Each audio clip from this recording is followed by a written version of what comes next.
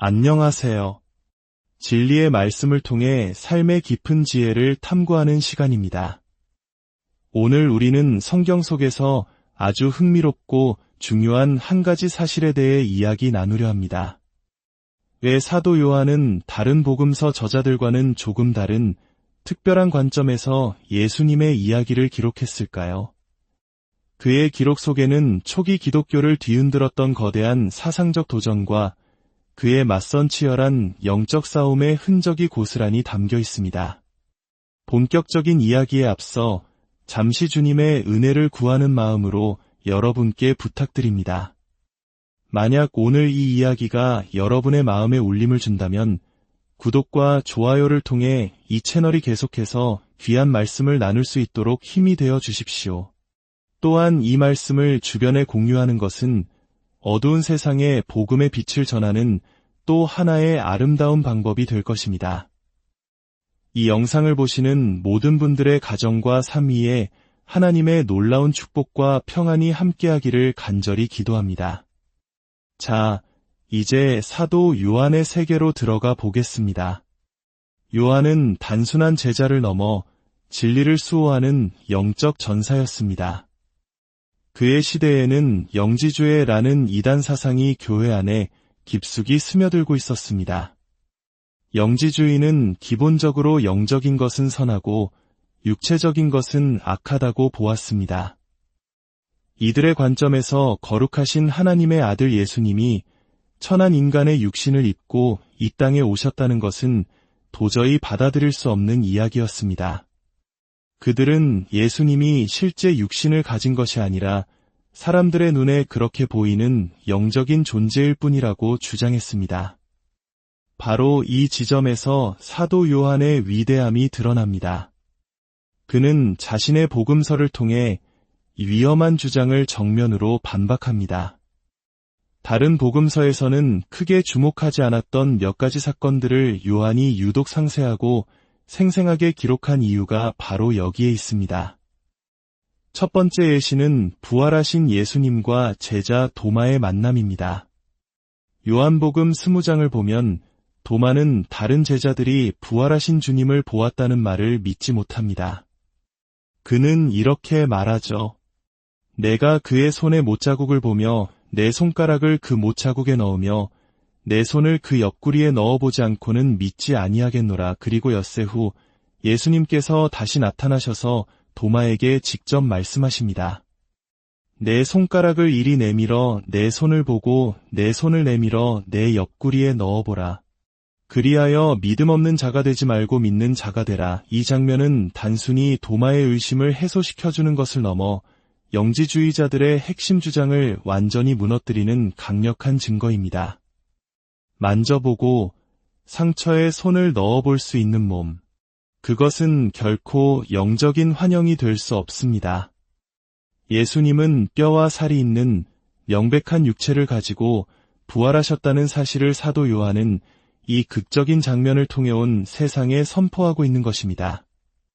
두 번째 예시는 요한복음 21장에 나옵니다.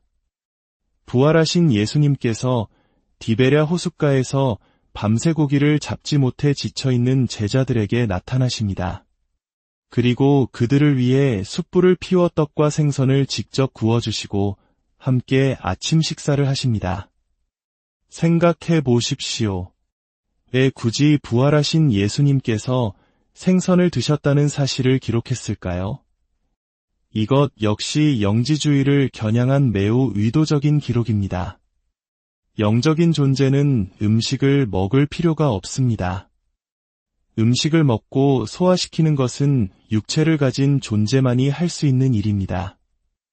예수님께서 제자들과 함께 구운 생선을 드셨다는 이 평범해 보이는 사실은 그분의 부활이 영적인 차원에만 머무는 것이 아니라 실제로 육신이 다시 살아나신 육체의 부활임을 증명하는 결정적인 증거가 됩니다. 이처럼 사도 요한은 예수님의 모든 행적, 그분의 만져지는 몸과 구체적인 행동들을 통해 말씀이 육신이 되어 우리 가운데 거하셨다는 복음의 핵심 진리를 지켜냈습니다. 그렇다면 이 사실이 오늘날 우리에게 주는 메시지는 무엇일까요? 그것은 바로 우리가 믿는 복음의 내용이 우리의 교제와 연합에 얼마나 절대적인 영향을 미치는가 하는 것입니다. 요한일서 1장 2절과 3절은 이렇게 말합니다. 이 생명이 나타내신 바 된지라 이 영원한 생명을 우리가 보았고 증언하여 너희에게 전하노니 이는 아버지와 함께 계시다가 우리에게 나타내신 바 된 이시니라. 우리가 보고 들은 바를 너희에게도 전함은 너희로 우리와 사귐이 있게 하려 함이니 우리의 사귐은 아버지와 그의 아들 예수 그리스도와 더불어 누림이라. 여기서 사귐 즉 교제라는 단어에 주목해야 합니다. 요한은 우리가 전하는 이 복음을 당신들이 받아들일 때 비로소 우리와 참된 교제를 나눌 수 있다고 말합니다. 다시 말해 올바른 복음에 대한 믿음 없이는 진정한 성도의 교제가 불가능하다는 선언입니다.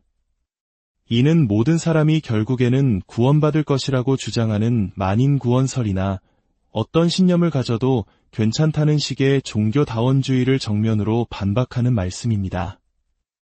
구원은 오직 성경이 증언하는 예수 그리스도를 올바로 믿고 고백하는 이들에게 주어지는 하나님의 선물입니다. 그리고 성도 간의 진정한 연합 역시 바로 이 동일한 믿음의 고백 위에서만 세워질 수 있습니다. 많은 사람들이 교리가 사람들을 분열시킨다고 오해합니다. 그래서 중요한 신학적 차이가 있음에도 불구하고 좋은 게 좋은 것이라며 애써 모른 척하고 연합을 이야기합니다. 하지만 그것은 거짓된 평화이며 모래 위에 지은 집과 같습니다. 사도 요한은 정반대의 진리를 가르칩니다. 진정한 연합은 오직 타협 없는 복음의 진리 위에서만 가능합니다. 한 가지 비유를 들어보겠습니다.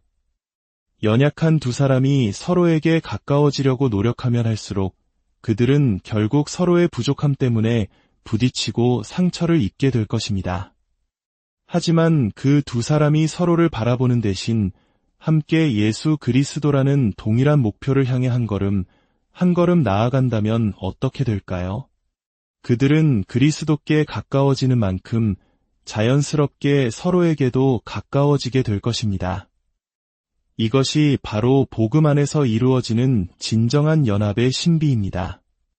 우리가 세계 어느 곳을 가든지 러시아, 중국, 아프리카 잠비아, 심지어 문화와 언어가 전혀 다른 곳에서도 예수 그리스도를 주로 고백하는 형제자매들을 만나면 불과 며칠 만에 수십 년을 함께한 가족처럼 깊은 유대감을 느끼게 되는 이유가 바로 여기에 있습니다. 국적과 인종, 문화를 초월하여 우리를 하나로 묶는 강력한 힘, 그것이 바로 복음입니다.